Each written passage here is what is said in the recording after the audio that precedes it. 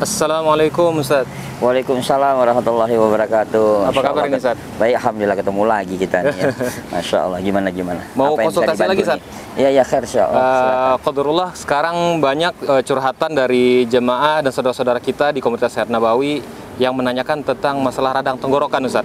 Terutama banyak terjadi pada anak-anak. Nah, ini bagaimana sih sebenarnya Ustaz penyebabnya dan solusi yang bisa kita lakukan Ustaz? Ya, bismillah. Semoga Allah berikan kesembuhan bagi yang sakit, terutama anak-anak kita, buah hati kita, kesayangan kita. Ya, semoga Allah angkat penyakitnya dan Allah sembuhkan. Ya, kalau kita bicara memang kondisi hari ini ya tentang perubahan antara curah hujan dan panas yang sangat luar biasa dan malam dingin sekali, terutama daerah Bogor dan sekitarnya ya. Jadi malam itu memang cukup dingin sekali, siangnya panas sekali. Nah, ini potensi terjadinya radang pada tenggorokan pada anak-anak, bahkan pada orang dewasa itu pasti besar. Ya, karena siangnya itu pasti debu banyak. Nah, yang kedua ya rasa haus, akhirnya respon untuk mencari minuman dingin segala macam itu terjadi. Nah, terutama pada anak-anak kita ini pasti akan mudah. Nah, terus kalau kita bicara, kita nih dengan kondisi seperti ini ya pengen menjaga stamina kita supaya kita bisa tadi mengatasi radang tenggorokan, udah gitu juga bisa menjaga stamina kita supaya tambah bagus. Nah, tapi ada catatan untuk anak-anak, ada beberapa nih yang menarik. Nah, jamaah pengen tahu sekali atau tahu saja. Kalau pengen tahu sekali, kita jalan ke kebun herbal kita dulu, ya. Kita lihat di sana ada tanaman yang namanya daun saga. Ya, daun saga itu unik. Ya, jadi pohonnya biasa, jadi bisa ditanam di rumah dan gampang sekali tumbuhnya. Ya, jadi daun saga ini menjadi tanaman-tanaman untuk biasa penyakit pada anak. Ya, nanti sebelum kita angkat tentang kajian Tibun Nabawinya, nah sekarang kita lihat tentang daun saga. Ya, daun saga insya Allah sangat manfaat dan biasanya para ibu di rumah, ya orang tua di rumah sudah selalu mendengar tentang daun saga. Ya, nanti kita lihat di sini ada daun saga, bentuknya seperti pohon petai kecil atau pohon asam. Ya, pohon asam. Tapi ini maaf nih karena lagi berantakan. Karena kita lagi pembenahan. Nah, ini daun saga. Nih, kalau kemarin kita bahas tentang cincaunya, nah di sini ada daun saga. Nah, daun saga ini sangat efektif.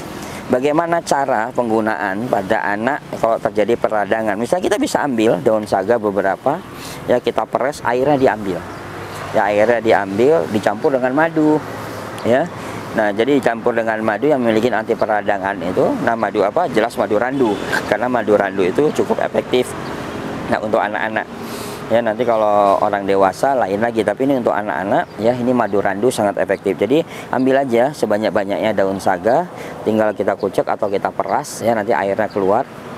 Ya, atau mau dikasih pakai air juga silahkan, yang penting cairan dari daun saga ini cukup efektif untuk mengatasi peradangan pada anak. Ya, jadi ini untuk pada anak-anak. Jadi insya Allah banyak manfaatnya. Dikonsumsinya sehari bisa berapa kali Ustaz? Nah, kalau untuk anak-anak bisa sehari 2 atau 3 kali karena rasanya juga tidak pahit ya, cuman hanya bau daunnya saja. Jadi dengan aroma madu tadi insya Allah aroma yang tidak enak itu bagi anak-anak bisa kita atasi. Jadi aman insya Allah. Jadi ini daun saga kalau bisa para ibu-ibu, para orang tua tanam aja di rumah. Ya, tanam di rumah, nanti lihat manfaatnya. Selain radang pada tenggorokan, nah itu juga bisa untuk batuk. Ya, untuk batuk. Jadi murah meriah, tidak usah terlalu mahal, kita siapkan itu.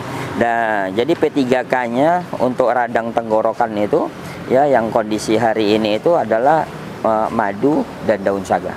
Untuk anak-anak ya Ustaz? Untuk anak-anak insya Allah. Karena sepertinya di kampung-kampung juga banyak ya Ustaz, gampang ditemukan ya Ustaz? Jadi ini biasanya malah menjadi gulma, menjadi tanaman liar karena dia gampang numbuh di mana saja, buahnya nanti biasa terbang, numbuh di mana saja, jadi menjadi tanaman liar.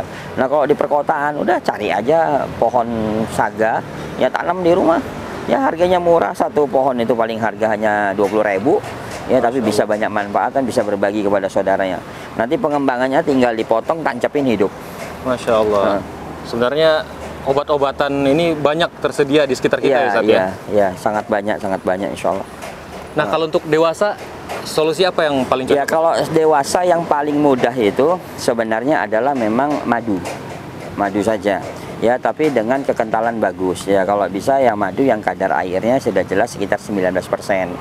Ya, madunya yang pertama adalah madu asli, dan yang kedua yang memiliki kadar air 19%. Jadi ketika kadar air 19% ini dia pasti akan lebih kuat ya, khasiat madu itu akan lebih bagus, dan yang kedua dia pasti akan menyerang untuk keperadangan, antibakterinya juga akan cepat. Ya, jadi minum tanpa air. Ya, kalau untuk peradangan saya sarankan lebih efektif tanpa air. Jadi misalnya 1 sendok makan ya sehari bisa 2 atau 3 kali atau 4 kali lebih bagus. Jadi pada saat kita minum ya yang pasti baca basmalah ya, kita minum, nah kumur-kumur dulu di mulut kita, nah baru ditelan. Ya, kumur-kumur dulu 1 sendok, nah kumur-kumur, nah ditelan. Nah ini insya Allah bisa mengatasi peradangan. Masya Allah. Nah, ada pantangan nggak Ustadz untuk orang-orang yang sedang mengalami radang, Ustadz? Ya, pada radang tenggorokan yang pertama memang kurangin minuman dingin. Yang kedua gorengan-gorengan. Ya, gorengan-gorengan ini biasa memang enak, apa minuman dingin apalagi kondisi begini enak, tapi hati-hati ya menyebabkan peradangan. Ya, peradangan. Jadi pantangannya itu saja. Ya, nggak usah. Nah, terus banyak minum air hangat, itu yang pasti insya Allah.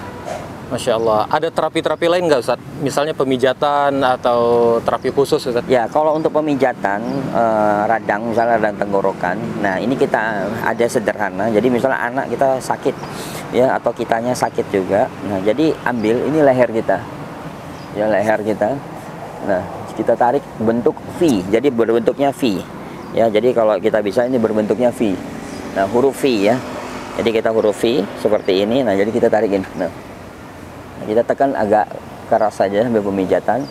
Nah ini kita bisa. Nah terus setelah itu sini ini kan ada lubang ya dari tenggorokan kita. Nah ini kita bisa tekan.